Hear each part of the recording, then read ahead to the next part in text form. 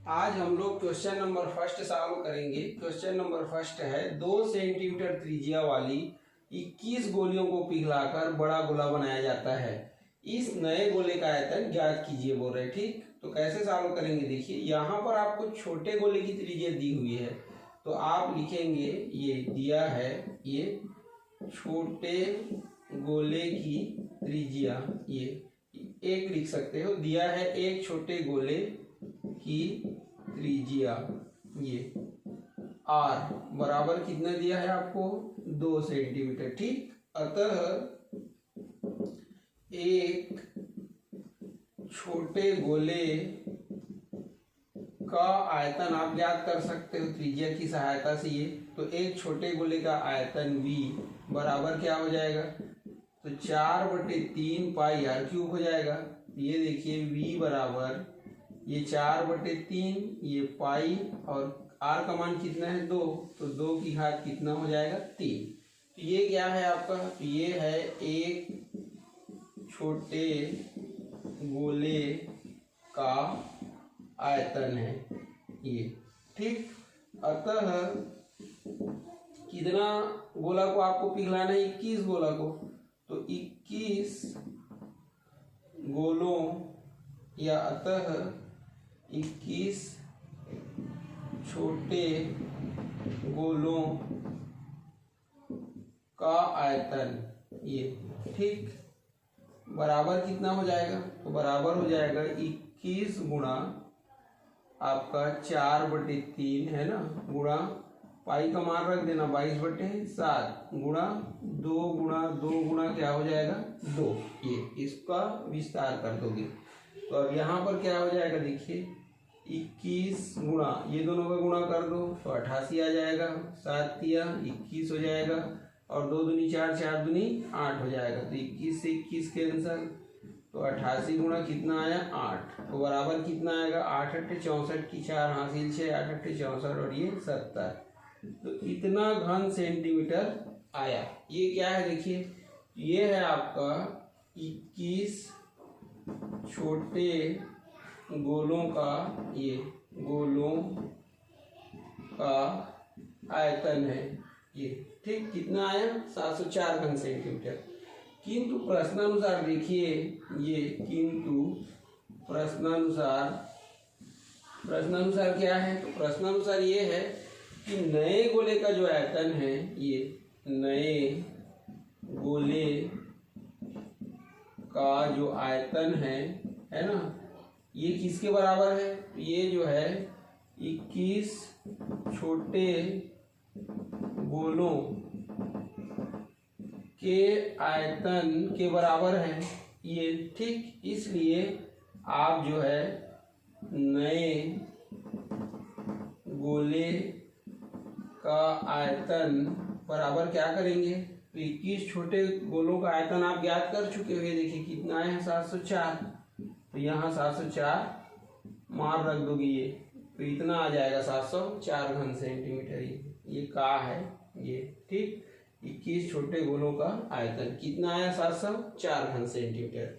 यही आपको ज्ञात करना था। देखिए ये यहाँ पर दिया हुआ है, ये नए गोले का आयतन ज्ञात कीजिए, तो नए गोले का आयतन कितना आया 704 घन सेंटीमीटर। ये ऐसे आपको ज्ञात करना था। ठीक, तो ऐसे आप ज्ञात कर सकते हो। आज हम लोग क्वेश्चन नंबर सेकंड सॉल्व करेंगे। देखिए सेकंड क्वेश्चन क्या है, 2 सेंटीमीटर त्रिज्या वाली 64 गोलियों को पिघलाकर बड़ा गोला बनाया जाता है। बड़े गोले की त्रिज्या ज्ञात कीजिए बोल रहे हैं। ठीक, तो इसको सॉल्व करेंगे। चलिए, ये क्या दिया है अपने को, देखिए एक छोटा गोला है ना, और उस छोटे गोले की त्रिज्या आपको दी हुई है। ठीक, तो लिखेंगे ये दिया है ये। ठीक, छोटे गोले, एक छोटे गोले की त्रिज्या ये आर बराबर कितना दिया हुआ है, देखिए 2 सेंटीमीटर दिया हुआ है ना। अब इसकी सहायता से हम अतः लिखेंगे ये, अतः एक छोटे गोले का आयतन हम लोग ज्ञात कर सकते हैं। किसकी सहायता से, इस त्रिज्या की सहायता से। ये देखिए एक छोटे गोले का आयतन क्या हो जाएगा, आयतन को भी लिखते हैं तो ये होता है 4/3 पाई आर क्यूब होता है ये। तो v बराबर कितना हो जाएगा 4/3 पाई का मान 22/7 और r का मान कितना है 2 है तो 2 की घात कितना हो जाएगा 3। तो ये क्या है, ये एक छोटे गोले का आयतन है ये, ठीक। तो इसी प्रकार से 64 गोलों को क्या किया जाता है, पिघला करके एक बड़ा गोला बनाया जाता है। देखिए 2 सेंटीमीटर त्रिज्या वाली 64 गोलियों को पिघला कर एक बड़ा गोला बनाया जाता है। तो ये एक गोले का आयतन है, एक छोटे गोले का, है ना। अतः अगर हम 64 छोटे गोलों का आयतन ज्ञात करें, ये देखिए इसका आयतन ज्ञात करें, ठीक, तो क्या हो जाएगा, तो बराबर हो जाएगा 64 का गुणा हो जाएगा इसमें, तो 64 गुणा 4/3 गुणा 22/7 गुणा इसका कितने बार गुणा करेंगे 3 बार, ये ऐसा 2 गुणा 2 गुणा 2, ठीक है। अब देखिए किंतु प्रश्नानुसार क्या बोल रहा है ये, किंतु प्रश्नानुसार हमको क्या बोला जा रहा है, ये देखिए आप, प्रश्नानुसार ये बोला जा रहा है कि 64 गोलियों को पिघलाकर बड़ा गोला बनाया जाता है। तो बड़े गोले की त्रिज्या ज्ञात कीजिए। तो प्रश्नानुसार क्या बोल रहा है, ये बड़े गोले का जो आयतन है ये, है ना, वो किसके बराबर है, तो 64 छोटे गोलों के आयतन के बराबर है ये, ठीक। ये दिया हुआ है अपने को प्रश्नानुसार। तो बड़े गोले का आयतन का फार्मूला हमको पता है, क्या हो जाएगा 4/3 पाई, है ना। अब इसको r बड़ा R का क्यूब कर दीजिए ये, ठीक है। आप छोटे जो गोला है उसकी त्रिज्या को स्मॉल r लिए थे, तो इसकी त्रिज्या को आप कैपिटल R ले लीजिए ये।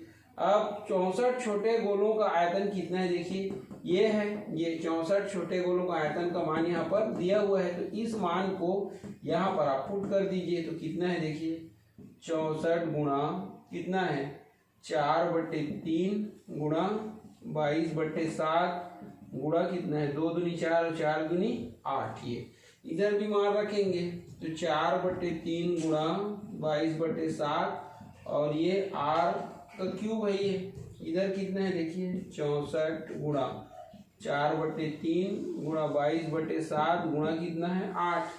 ये दोनों साइड देखिए 22/7 दोनों साइड है, 4/3 दोनों साइड है ये, ठीक है। तो यहाँ पर देखिए बच गया क्या, r³ बचा इज इक्वल 64 को तोड़ दो तो 8 गुणा 8 हो जाएगा और ये 8 पहले से है, तो r³ बराबर कितना आया 8 का क्यूब हो जाएगा ये, तो r बराबर कितना आएगा 8 आएगा ये, ठीक। तो ये 8 क्या है सेंटीमीटर है ये। तो r हम किसको माने थे, बड़े गोले की त्रिज्या को, इसलिए बड़े गोले की त्रिज्या कितना आया 8 सेंटीमीटर। तो यही हमारा आंसर है। यहाँ पर हम लिख सकते हैं, ये देखिए यहाँ पर हम लिख सकते हैं ये, अतः बड़े गोले की त्रिज्या r बराबर कितना होगा 8 सेंटीमीटर होगा ये, ठीक। ऐसा हम लिख सकते हैं। तो ये आपका क्या है आंसर है, ऐसे आपको सॉल्व करना है ये, ठीक है।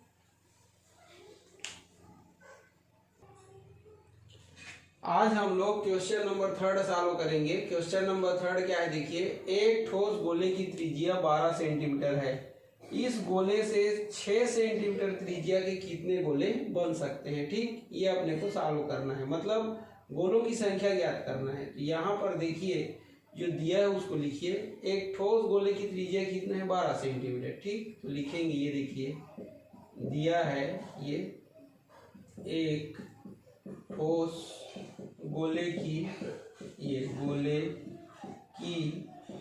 त्रिज्या, इसको अपन r1 ले लेते हैं, ठीक है। ये r1 बराबर कितना दिया है 12 सेंटीमीटर, ठीक। ये दिया है एक ठोस गोले की त्रिज्या r1 बराबर 12 सेंटीमीटर है ये, ठीक। अब इसका आयतन ज्ञात कर लीजिए ये, अतः ठोस गोले या एक ठोस गोले का आयतन मान लो कितना है, V1 है, तो V1 बराबर 4/3 पाई R1 का क्या हो जाएगा, Q, ये ठीक।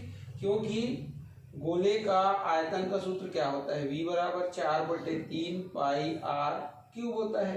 तो यहाँ पर V का मान V1 माने हैं और R का मान R1 माने हैं, इसलिए V1 और R1 है, ठीक। अब चलिए इसको सॉल्व करते हैं। तो ये क्या हो जाएगा, तो मान बस रख दीजिए। तो V1 इज इक्वल हो जाएगा 4/3 और पाई को रहने दीजिए अभी, ये R1 का मान है 12, तो 12 की घात 3 हो जाएगा ये, ठीक। इसको समीकरण 1 नाम देना चाहें तो दे सकते हैं, अदरवाइज ऐसे ही रहने दीजिए। अब आगे क्या बोल रहे हैं देखिए, इस गोले से 6 सेंटीमीटर त्रिज्या के कितने गोले बनाए जा सकते हैं, ठीक। तो ये दूसरे गोले की त्रिज्या ये, या एक अन्य गोला भी बोल सकते हो ये, ठीक। ये दूसरे गोले की त्रिज्या को अगर हम R2 मान लें तो प्रश्न में हमको दिया है, कितना दिया है, 6 सेंटीमीटर ये। अतः ये लिख सकते हैं, एक दूसरे गोले की त्रिज्या R2 बराबर 6 सेंटीमीटर है। अतः एक दूसरे गोले का, ये दूसरे गोले का आयतन अगर हम कितना मान लें, V2 मान लिए, तो क्या हो जाएगा, तो 4/3 पाई R2 का क्या हो जाएगा, क्यूब हो जाएगा ये। अब यहाँ भी मान रख दीजिए, तो V2 बराबर क्या हो जाएगा, 4/3, ये पाई को रहने दो, R2 का मान कितना है, 6 है, 6 की घात कितना हो जाएगा, 3 हो जाएगा ये आपका V2 हो गया, ठीक। अब क्या बोल रहे हैं अपने को प्रश्न में, देखिए कितने गोले बनाए जा सकते हैं, ठीक। तो हम यहाँ लिखेंगे ये, किंतु ये प्रश्नानुसार शर्त ये है कि गोलों की संख्या, ये गोलों की संख्या ये अपने को ज्ञात करना है। तो गोलों की संख्या को क्या बोलते हैं, n बोलते हैं। तो n बराबर क्या होगा, तो n बराबर हो जाएगा आपका, ये देखिए ये बड़ा त्रिज्या वाला गोला है और ये छोटी त्रिज्या वाला गोला है, ठीक। तो बड़ी त्रिज्या वाले गोले के आयतन से आप छोटी त्रिज्या वाले गोले के आयतन को क्या करेंगे, भाग देंगे, ठीक है। ये मतलब ये कि 12 सेंटीमीटर त्रिज्या वाला जो आपका गोला है उसका आयतन क्या है, V1। तो ये V1 को आप जो 6 सेंटीमीटर त्रिज्या वाला गोला है उसके आयतन से क्या करेंगे, भाग देंगे, तो V1/V2 करेंगे। ये n इज इक्वल, देखिए V1 का वैल्यू कितना है, ये देखिए V1 आपको दिया हुआ है ना, V1 कितना दिया हुआ है, तो V1 ये है आपका, यहाँ सॉल्व कर लेते हैं। देखिए ये यहाँ पर अपन सॉल्व कर लेते हैं, ठीक है। अगर आपको दिखाई दे रहा होगा तो बिल्कुल आपको दिखाई दे रहा है, ये यहाँ पर अपन सॉल्व करेंगे। ये n का n लिखेंगे, ये इज इक्वल V1 की वैल्यू देखिए, ये V1 की वैल्यू है ये, और ये किसकी वैल्यू है, ये V2 की वैल्यू है, ठीक। तो V1 की वैल्यू रखिए क्या है, ये है 4/3 पाई और 12 की घात 3 है ये, फिर बटे कर दीजिए, n को इसके सीध में लिख लीजिए ऐसा, ये इस प्रकार से, ये n का n हो गया, इज इक्वल का इज इक्वल, V1 का वैल्यू रख दिए। अब V2 का वैल्यू रख दो, तो कितना है 4/3, ये पाई है ना, और फिर कितना है 6 की घात ये 3 है। ये देखिए ये इससे और ये इससे कैंसिल हो गया, तो n बराबर कितना है, 12 × 12 × 12। तो नीचे देखिए 6 × 6 × 6, ये देखिए 6 एकम 6, 6 दूनी 12, 6 एकम 6, 6 दूनी 12, और 6 एकम 6, 6 दूनी 12। तो n बराबर कितना आया, 2 × 2 × 2, तो n का मान आ गया 8, ये ठीक है। तो कितने गोले बनाए जा सकते हैं, तो 8 गोले बनाए जा सकते हैं। कितने गोले, देखिए 8 गोले। ये तो यहाँ पर आप लिखेंगे, अतः ये 8 गोले बनाए जा सकते हैं, ये ऐसे आपको लिखना है। ये क्या हो जाएगा आपका, ये आंसर हो जाएगा, ठीक है। ये 6 सेंटीमीटर त्रिज्या के कितने गोले बनाए जा सकते हैं? तो 6 सेंटीमीटर त्रिज्या के 8 गोले बनाए जा सकते हैं। ये यहाँ जोड़ना चाहते तो और जोड़ सकते हो। ये 6 सेंटीमीटर ये त्रिज्या के 8 गोले बनाए जा सकते हैं। यहाँ पर अतः को जोड़ सकते हैं ऐसे, ये अतः ये इसको मिटा करके ये ऐसा हो जाएगा। ये अतः 6 सेंटीमीटर त्रिज्या के 8 गोले बनाए जा सकते हैं। ये आपका आंसर हो जाएगा। ठीक, ऐसे आपको सॉल्व करना है। आज हम लोग क्वेश्चन नंबर 4 सॉल्व करेंगे। क्वेश्चन नंबर 4 क्या है देखिए, एक बेलन के वक्र पृष्ठ का क्षेत्रफल 3696 वर्ग सेंटीमीटर दिया है।